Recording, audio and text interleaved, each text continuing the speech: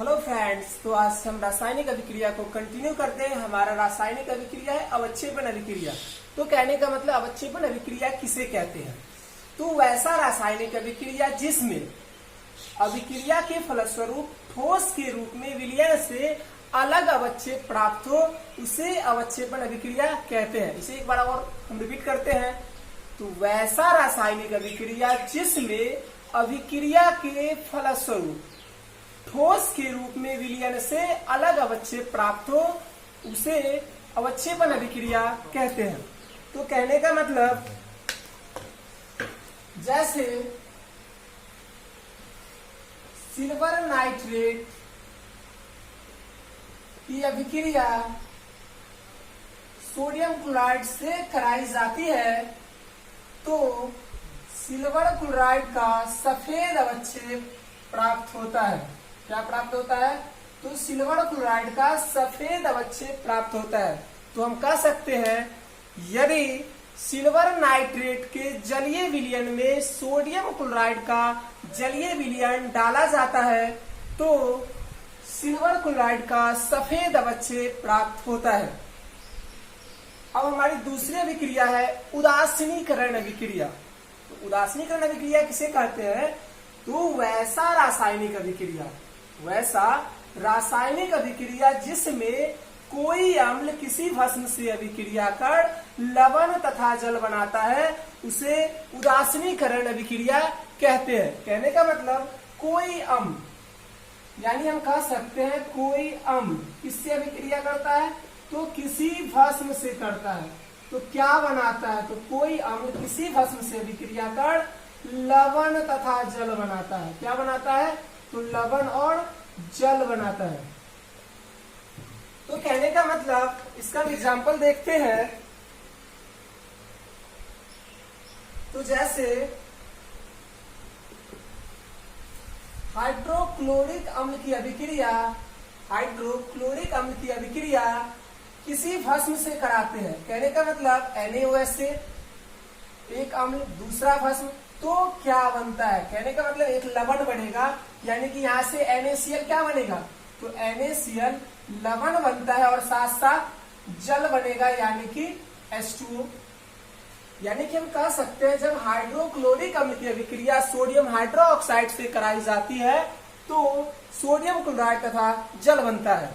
इसी प्रकार एक और अभिक्रिया हम देख सकते हैं। जैसे जब सल्फ्यूरिक अम्ल की अभिक्रिया इससे कराई जाती है, तो पोटेशियम हाइड्रोक्साइड से कराई जाती है, तो क्या होता है?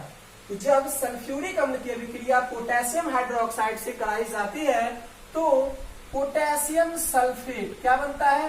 तो पोटेशियम सल्फेट लवण के रूप में प्राप्त होता है और क्या बनता है? तो जल बनता है। अब हम देख लेते हैं कि हमारी रासायनिक अभिक्रिया संतुलित है या नहीं। तो कहने का मतलब यहाँ देखिए, यहाँ पोटेशियम 2 है और यहाँ पोटेशियम 1 है, तो इसे संतुलित करेंगे, यहाँ पर 2 लिखेंगे। अब यहाँ पे हम देख सकते हैं कि यहाँ 2 लिखने से हाइड्रोजन यहाँ 2 और यहाँ 2, टोटल हाइड्रोजन की संख्या 4 होती है, और यहाँ हमारा हाइड्रोजन 2 ही है, तो यहाँ 4 करने के लिए यहाँ भी 2 देते हैं। अब हमारा रासायनिक समीकरण संतुलित हो चुका है। चूंकि ऊपर की अभिक्रिया में एक चीज जो कि मैं छोड़ दिया था, तो कहने का मतलब अगर अवक्षेप बनता है, तो अवक्षेप को समीकरण के बगल में, यानी कि कोई भी तत्व के रासायनिक सूत्र के बगल में तीर के चिन्ह से नीचे की ओर दर्शाया जाता है। अब हम बात करते हैं प्रकाश रासायनिक अभिक्रिया की। तो प्रकाश रासायनिक अभिक्रिया कहने का मतलब क्या होता है? तो एक बार देख लेते हैं। प्रकाश रासायनिक अभिक्रिया, प्रकाश यानी कि वैसा रासायनिक अभिक्रिया जो प्रकाश के द्वारा संपन्न हो। वैसा रासायनिक अभिक्रिया जो प्रकाश के द्वारा संपन्न हो, उसे प्रकाश रासायनिक अभिक्रिया कहते हैं। तो प्रकाश के द्वारा कौन सी अभिक्रिया संपन्न होगी? तो हम कह सकते हैं जब हाइड्रोजन और क्लोरीन सूर्य के प्रकाश की उपस्थिति में परस्पर एक दूसरे से संयोग करती है, तो हाइड्रोक्लोरिक अम्ल यानी कि हाइड्रोजन क्लोराइड बनता है। कहने का मतलब कौन सा चीज? तो हाइड्रोजन और कौन? तो क्लोरीन क्या करता है? तो सूर्य के प्रकाश की उपस्थिति में, किसकी उपस्थिति में? तो सूर्य के प्रकाश की उपस्थिति में परस्पर अभिक्रिया करता है, परस्पर संयोग करता है, तो हाइड्रोजन क्लोराइड का निर्माण होता है। इसी प्रकार हम कह सकते हैं कि प्रकाश रासायनिक अभिक्रिया में और क्या हो सकता है, तो प्रकाश रासायनिक अभिक्रिया में सिल्वर क्लोराइड सूर्य के प्रकाश की उपस्थिति में अपघटित होकर सिल्वर और क्लोरीन में बट जाता है या टूट जाता है। तो कहने का मतलब AgCl सूर्य के प्रकाश की उपस्थिति में, किसकी उपस्थिति में, तो सूर्य के प्रकाश की उपस्थिति में क्या होता है, तो सिल्वर और क्लोरीन में टूट जाता है। यहाँ पर Cl2, यहाँ पर एक ही है, इसे संतुलित करेंगे यानी कि यहाँ पर 2 और यहाँ पर भी 2। इस प्रकार हमारा प्रकाश रासायनिक अभिक्रिया भी समाप्त हुआ। तो एक बार हम फिर यहाँ से यहाँ तक रिपीट कर देते हैं। अवक्षेपण अभिक्रिया कहने का मतलब वैसा रासायनिक अभिक्रिया जिसमें अभिक्रिया के फलस्वरूप ठोस के रूप में विलयन से अलग अवक्षेप प्राप्त हो, उसे अवक्षेपण अभिक्रिया कहते हैं। एग्जाम्पल के तौर पर जब सिल्वर नाइट्रेट की अभिक्रिया सोडियम क्लोराइड से कराई जाती है तो सिल्वर क्लोराइड का सफेद अवक्षेप प्राप्त होता है।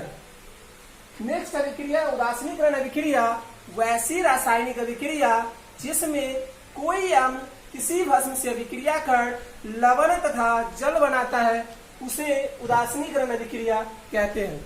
कहने का मतलब जब हाइड्रोक्लोरिक अम्ल की अभिक्रिया सोडियम हाइड्रोक्साइड से कराई जाती है तो सोडियम क्लोराइड एवं जल बनता है। इसी प्रकार जब सल्फ्यूरिक अम्ल की अभिक्रिया पोटेशियम हाइड्रोक्साइड से कराई जाती है तो पोटेशियम सल्फेट एवं जल बनता है। अब हम लोगों ने देखा प्रकाश रासायनिक अभिक्रिया, तो वैसी रासायनिक अभिक्रिया जो प्रकाश के द्वारा संपन्न होती है उसे प्रकाश रासायनिक अभिक्रिया कहते हैं।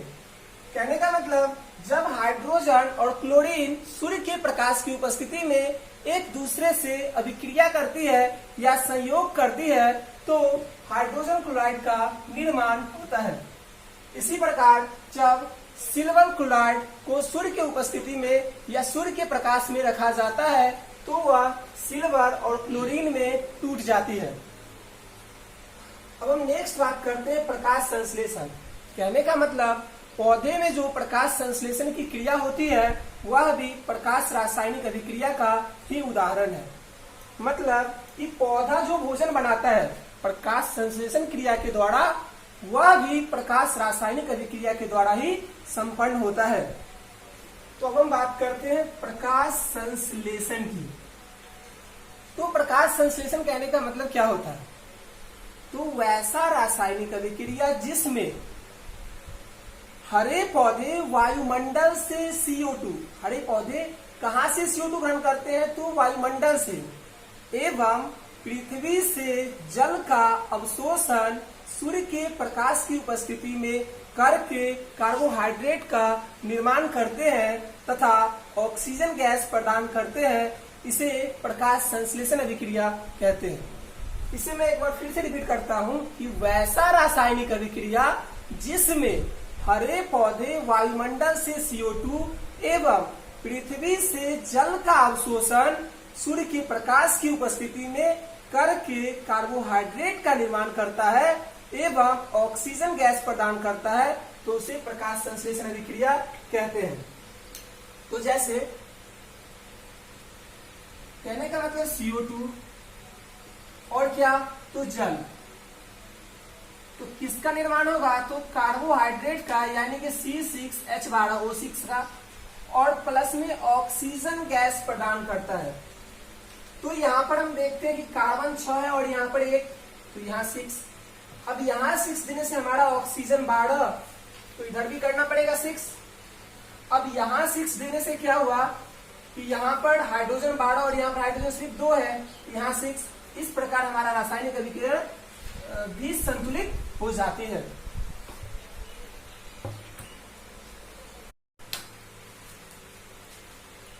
फ्रेंड्स, तो आज की क्लास में यहीं पे समाप्त करता हूँ। आप लोगों को यदि मेरा क्लास अच्छा लगा हो तो आप मेरे चैनल को लाइक सब्सक्राइब करें और बेल आइकन दबाना ना भूलें, जिससे कि हमारी अगली प्रत्येक वीडियो का नोटिफिकेशन आप तक पहुंच सके। धन्यवाद।